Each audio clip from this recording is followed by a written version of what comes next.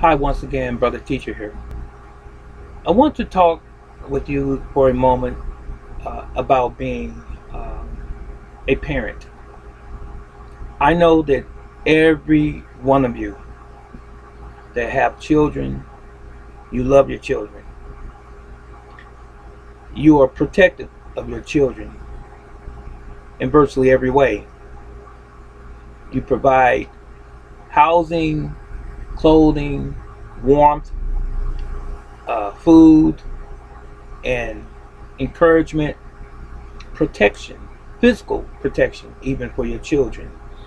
You provide all of those things that they need from day to day as little young human beings. But there is such thing as being overprotective of your children.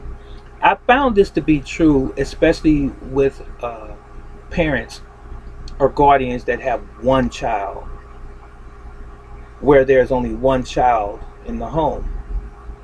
They spoil that child oftentimes. They are too sensitive to anyone making any comments about the child's behavior because that's their only child. And oftentimes they don't have any measuring stick to compare that particular child to as it relates to other children in the home, I should say. So they really are new parents.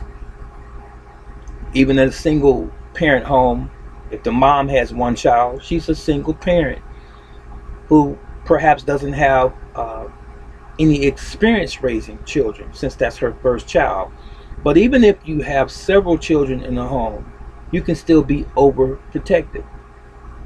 Have you ever gotten a phone call from school where the teacher said that your child was misbehaving, uh, distracting the class, talking back, not following instructions, and then you want to all of a sudden blast the teacher or the administration or the principal, or even go up to the school and give the teacher or whoever it is a piece of your mind, not even considering whether or not your child has actually done something wrong.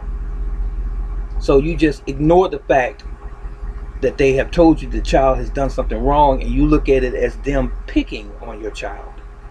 Or have you ever seen or been in a situation where a parent, maybe even yourself, has had a child being picked on in the neighborhood by another child, and you rush to that child's rescue? They may even be in a fight, a physical fight, and the other child you witness is pouncing on your child. It's just one other child around the same age, let's say, and you want to jump in and pull your child back. Do you think that's being overprotective? They're not using any weapons. I mean, the old way of doing things back in the day before guns were so prevalent as they are today, you'd fight on the playground, you fight in your backyard, and your friends the next day. So, are you overstepping your bounds sometimes? When your child doesn't have enough money, for example, and you go to the grocery store, to the shopping mall or center, and they want something out of the store, are you quick to buy them anything or virtually anything that they ask you for, as opposed to saying, not today, maybe tomorrow, maybe next week? And of course, you as a good parent, you would follow through on your word if you told them that you're going to give it to them later on. Or are you going to give it to them right now just because they asked for it?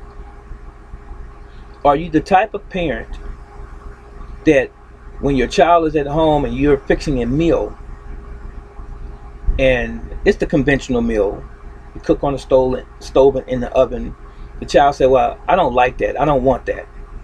And you say, oh, it's okay, Jimmy, it's okay, Karen. And you jump in your vehicle, you go out and you go to a restaurant and you bring some food back, or you order out. Are you that type of parent? Are you being overprotective in that respect? Now, What mistakes do you allow your child to make that are okay?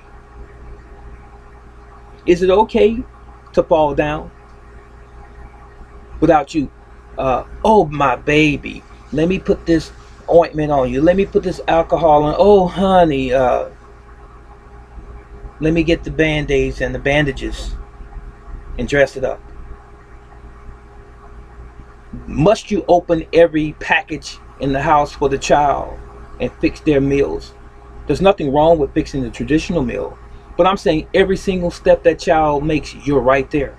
Mothers, primarily, I'm talking to right now. Or there is uh, a function going on at school, in the neighborhood, at the local recreation center. Your child has to be decked out, dressed for the occasion. Nothing wrong with that. But your whole intent and your whole purpose is to make them perhaps outshine the next child or the other children there. To let you know, the school that is, or his classmates or her classmates at school, that they can wear the name brand clothing. Are you giving them the wrong impression? Your children, that is. We're still talking about being overprotected. Your child doesn't have enough money for something, and you always, here you go, baby. You go in your purse or your wallet, moms and dads. Here you go, let's do this. It's okay to say no sometimes, moms and dads. It's okay when your child is really small, 1, 2, and 3 years old, to be sitting out in the backyard in the dirt, putting a little dirt in his or her mouth. Someone doesn't like what I just said. I don't care if you like what I said, but I'm telling you science right now. Did you not know that when that child puts dirt in their mouths when they play outside? I mean, we did it when we were children, made little mud pies and things like that, and it hasn't killed us. I'm still here talking to you.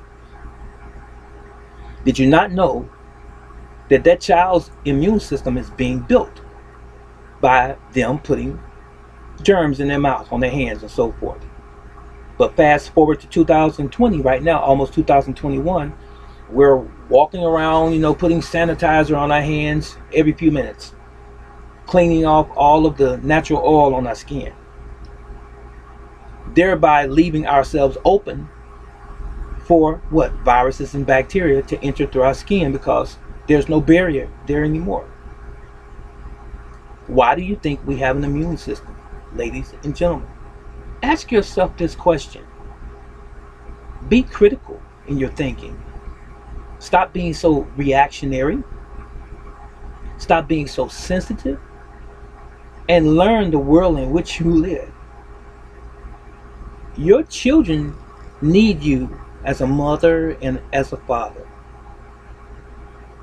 What they need from you most of all is that you teach them that they must learn to be individuals, just as you are the individual that's trying to protect them. Have you ever thought about this? Moms and dads, especially you mothers. What would happen, mom and dad, if you were not there for that child? Would the child be able to fend for his or herself? Would they have been given the tools to navigate through life?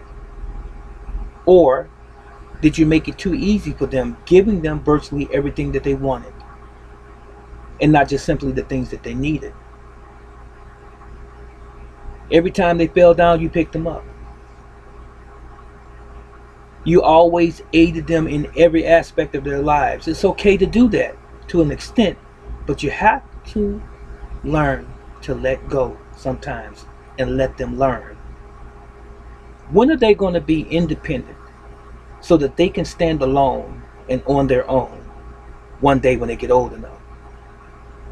Have you taught them, if they're teenagers and if they're young adults, how to get out and get an apartment or a home of their own, and how to manage their bills so that they can sustain that home and that family?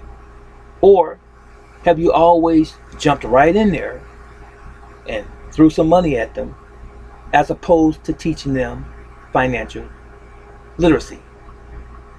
How to save money, how to plan, how to put money away for their bills, and how to put money away for saving, and what the difference is, and how to put off that instant gratification till another day or another year and take care of those things that are more important today.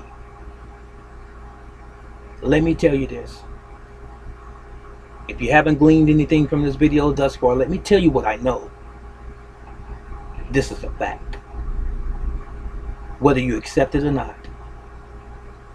If you continue to be overprotective to your children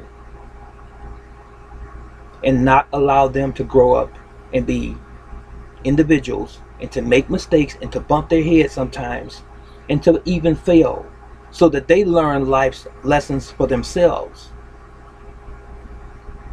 then what you're really doing is grooming the behavior of criminality. In other words, you're setting them up for failure because that they have been accustomed to getting from you, all of the excess help that you've given them, and all of the overprotection that you have shown to them, when you leave the scene, guess what? So has their help, because you have never taught them how to help themselves. I hope that you comprehend what I just said. Teach your children how to fail sometimes, how to make mistakes sometimes, and let them know that it's okay. It's part of the process of life. And it's okay to fail sometimes. Failure is just part of the process. We fall down and we what? We get back up. And we try to conquer that thing the next time. We find out different approaches to that same thing so that we don't continue to make the same mistakes. But the greatest mistake that you parents can make, moms and dads, is to not let your child grow up. Truly grow up. This is Brother Teacher. Are you this type of parent that's overprotective? Or do you know someone who is? You better think on these things. See you next time. So long.